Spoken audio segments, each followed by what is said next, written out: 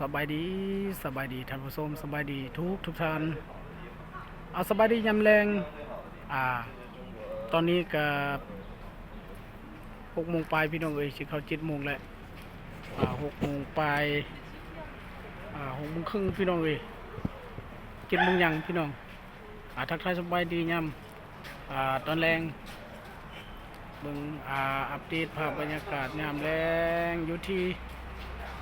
คือเก่าสิ้นเคยพี่น้องเอ้ยอันนี้อาจจะเป็นบรรยากาศยามตอนแรง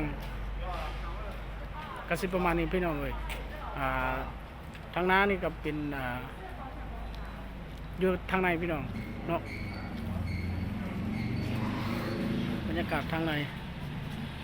อันนี้เป็นทางนอกตัวหนาหงเฮมอันนี้เป็นตัวหนาทางหน้าก็อาจสีสว่างหน่อยหนึ่งพี่น้องเลยมีดอกไฟ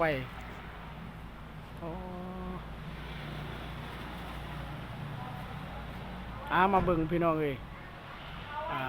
บรรยากาศยามแรงเนาะทางหน้านี่ก็ตะกี้เราเคยอัปเดตพี่น้องเลยนี่หงเฮมตัวนี้นะหงเฮมแขวงยุทธนานหงเฮมประทับใจแขวงยุทธนานพี่น้องเลย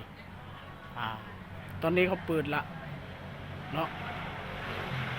เดือนก่อนเดือนหลังนี่เรายังอัปเดตว่าท่านแล้วเทื่อพี่น้องเลยตอนนี้เขาเปิดเปิดไฟเบิดแหละพี่น้องเลยเนาะอาชิบุดอนเขาก็จะเปิดอีกพี่น้องเลยโรงเรียนทางงานนี่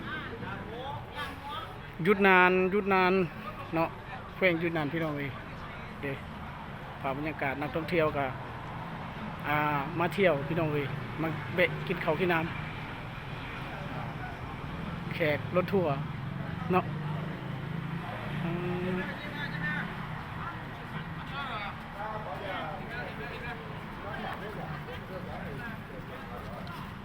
เปิดไปทีเรียบร้อยพี่น้องเลยตอนนี้มื้อนี้ก็เป็นมื้อวันที่24ของเดือน12 2025พี่น้องเลยเนาะวันที่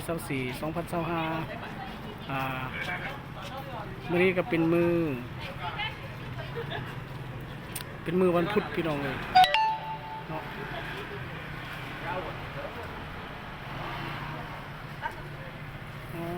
แขกลายพี่น้องรถก็ออกแขกเข้าพี่น้องเลย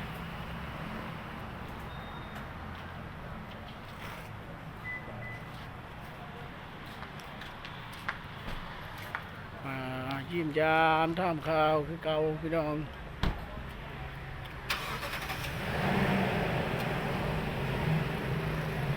อันนี้เป็นซุปเปอร์มาร์เก็ตพี่น้องเลย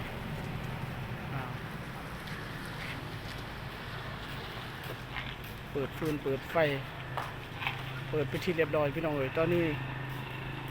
90หรือว่า100%เลยเนาะไก่แล้วชิแล้วนะพี่น้องเลยพี่น้องเอฟบอลก็เปิดคือเขา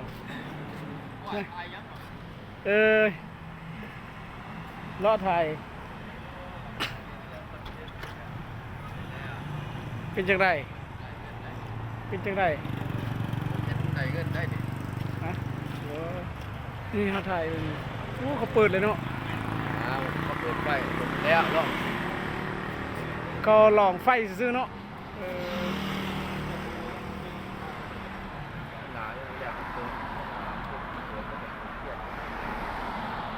สังเจียงเส้นทางเตะซองทำมาเก็บเยอะโยเส้นหวงในบุญเก็บเยอะโอ้บุญเจียงรวมหมดแล้วนี่เนาะเอาเจ้าเขาเลยเก็บเยอะเดี๋ยวต้องทำเลยทำบ่โอ้เขาเห็นเอาเขาเห็นคือยังก็จำบาดเลยโอ้โตเลยเนาะเบิ่งเขาเฮ็ดนายยกคาเมนหรือว่าร้องเพลงเขาเฮ็ดไปเบิ่งเนาะเขาเป็นลึงมากเขาเป็นคือจำบาดเนี่ยมีเงาเป็นยังเป็นดำเป็นดำ เขาเฮ็ดซื้อ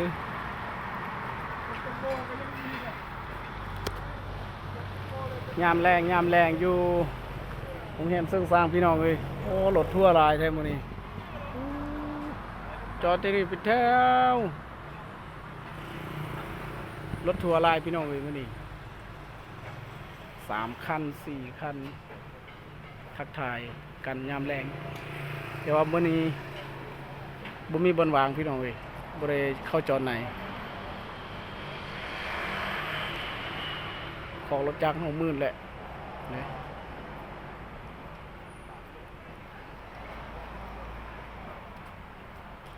อัปเดตยามแรงพี่น้องเอ้ยใครสบายดีคือเก่าเช่นเคยมื้อนี้ก็มื้อวันที่24ของเดือน12 2025ทักทายสบายดีทุกท่านผู้ที่เคารพนับถือและฮักเพลงเนาะเราก็เคยอัปเดตผู้ทุกคนก็เคยเห็นพี่น้องเคสนี่เป็นเคสเตะซอง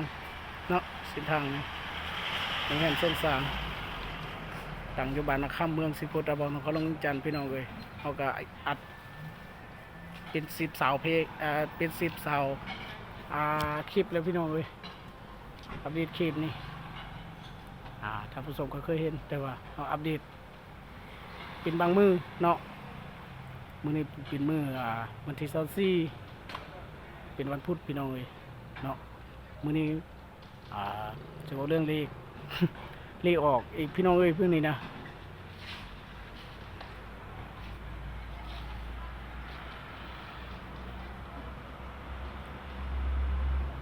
จากสิริโศกได้มาน้ำเข้าพี่น้องซื้อเลขทุกงวดไม่เคยได้ถือเลขจะเทื่อพี่น้องเนาะ